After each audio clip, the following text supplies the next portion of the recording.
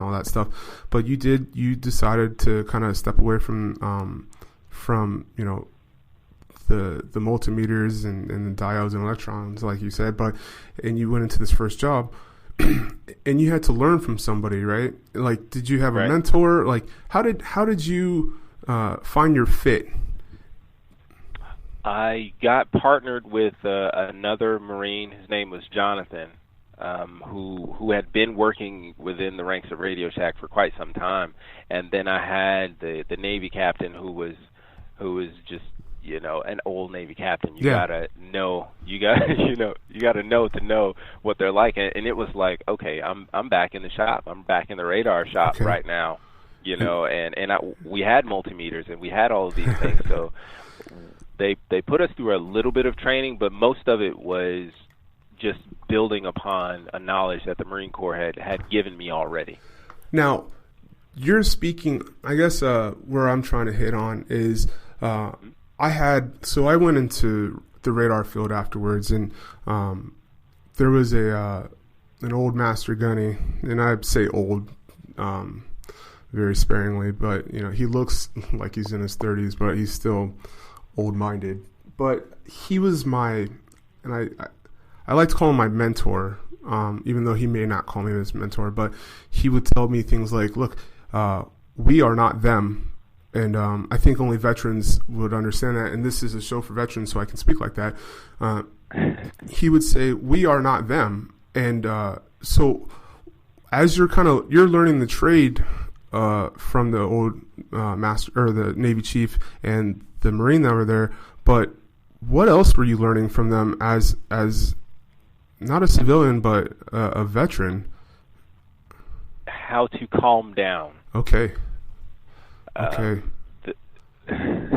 They were teaching me to calm down. A saying about Marines is that they get more done before 11 o'clock than civilians get done the entire day. Mm-hmm. And what I was finding is that was very true. Mm-hmm. Right? And I was there early, 15 minutes early, waiting on them. They were kind of, they were out of the Marine Corps, be there 15 minutes early rule, right? But I was there waiting in the parking lot.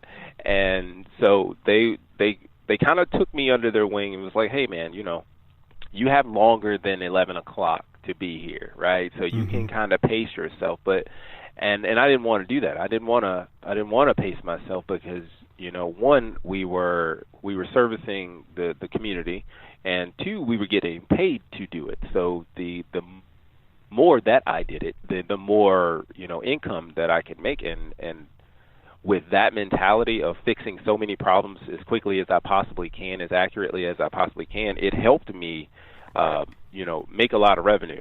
Yeah. Right. So, but it was a balance thing, and they were teaching me how to deal with civilian people, because you can't just take them out behind to the tree line and yes. Show them what's what, right? Don't we wish? Yes, we do. Yes, we do. But we won't.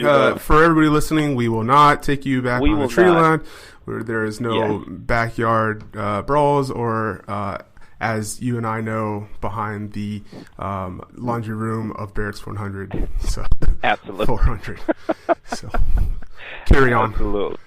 Yeah, and they were teaching me, it was civilian sensitivity training, because you can't use that Marine Corps language that is normally filled with F-bombs and other very, very colorful language, so they were kind of bringing me out of that and teaching me the same thing that I was teaching my kids, like use your words, use your words, yes. How to use your words. Yes.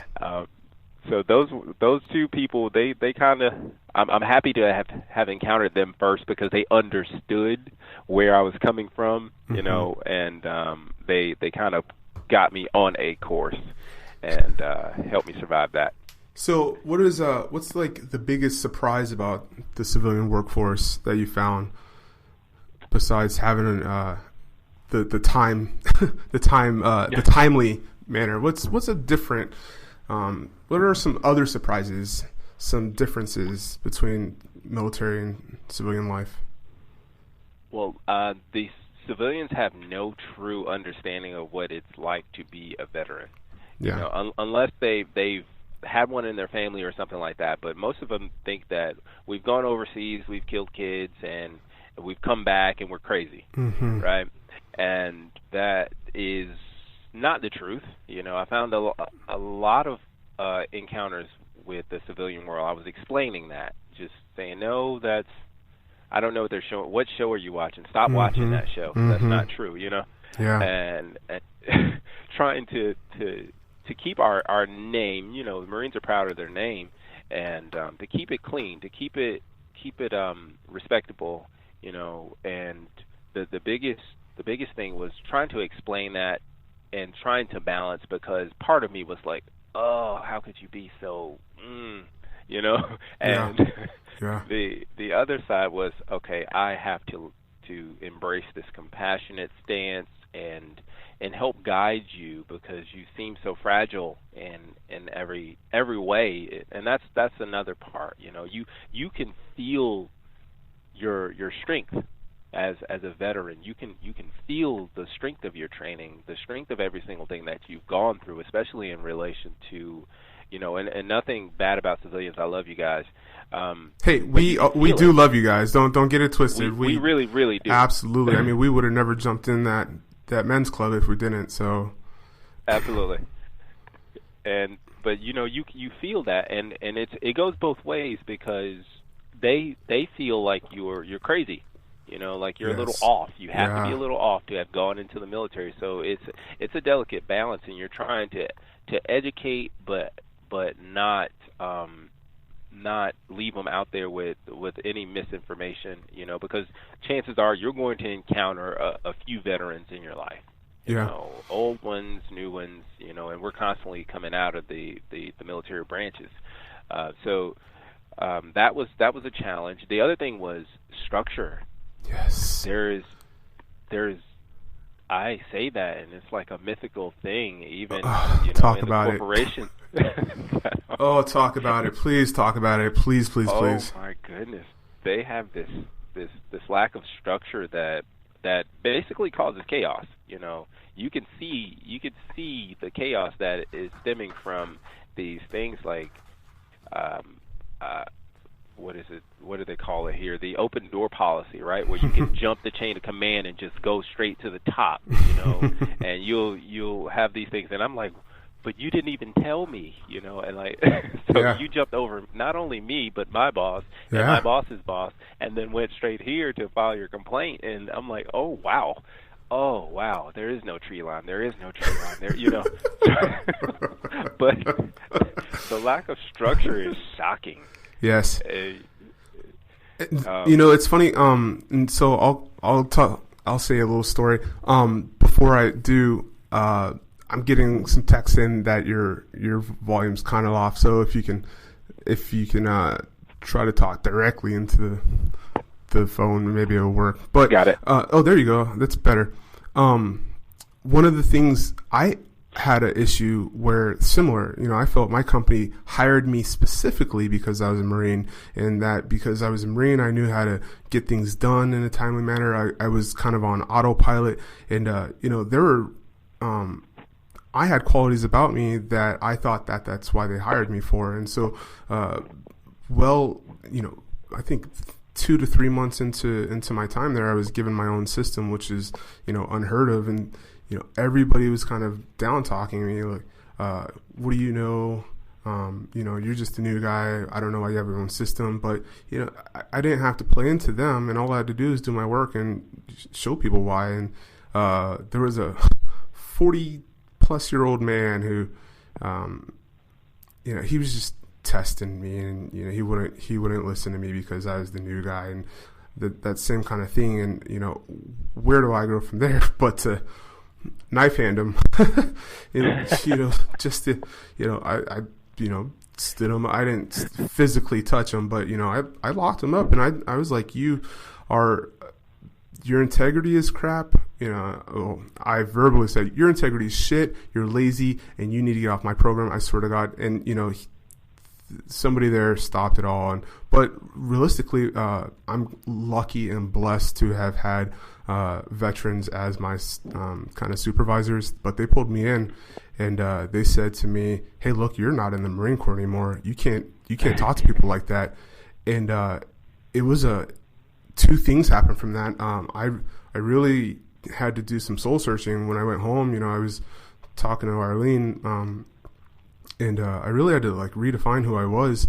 But most of all, it really put a collar on me. They put a leash on me, and it took away my.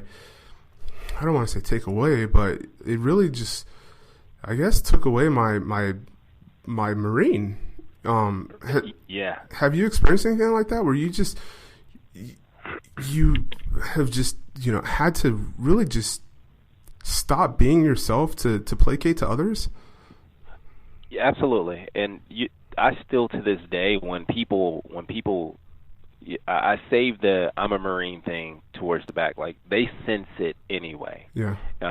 Wherever there's apparently a way we carry ourselves and we interact with people, so people sense something. They don't know exactly what it is, but they sense it. And so when I tell people, yes, I'm a veteran Marine, I'm a Marine or whatever, and they say, oh, well, that explains it. Like, I just explained my entire life to them by just telling them that.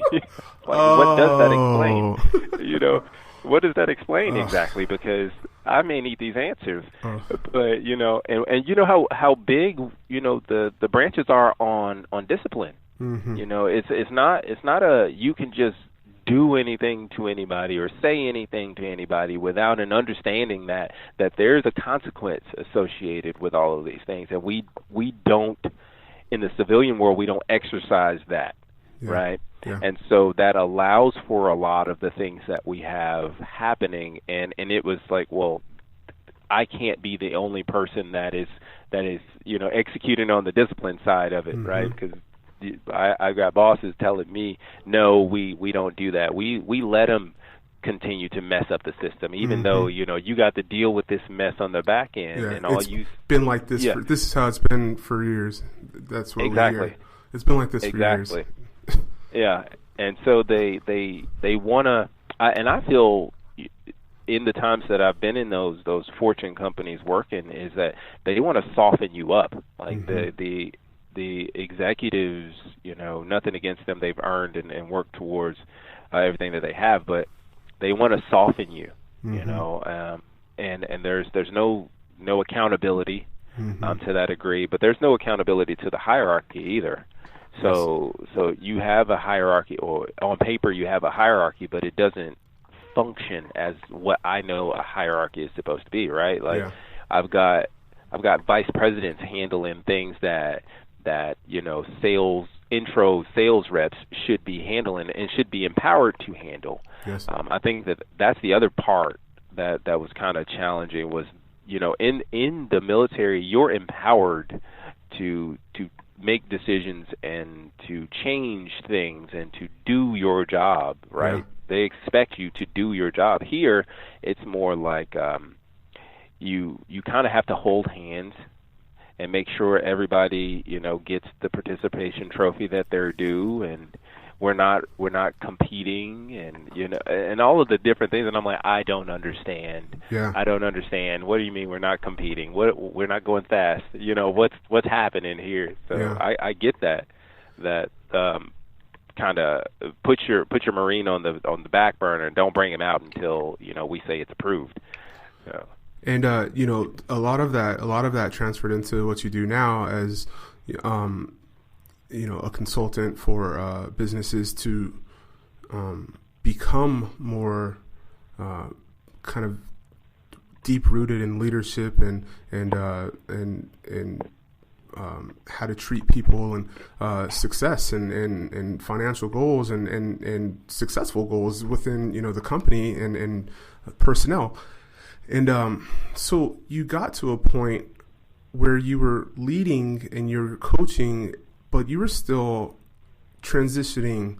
And I want you to kind of talk about some of the stuff where you're successful in the business world, but you're really struggling on the inside and finding yourself as a person, and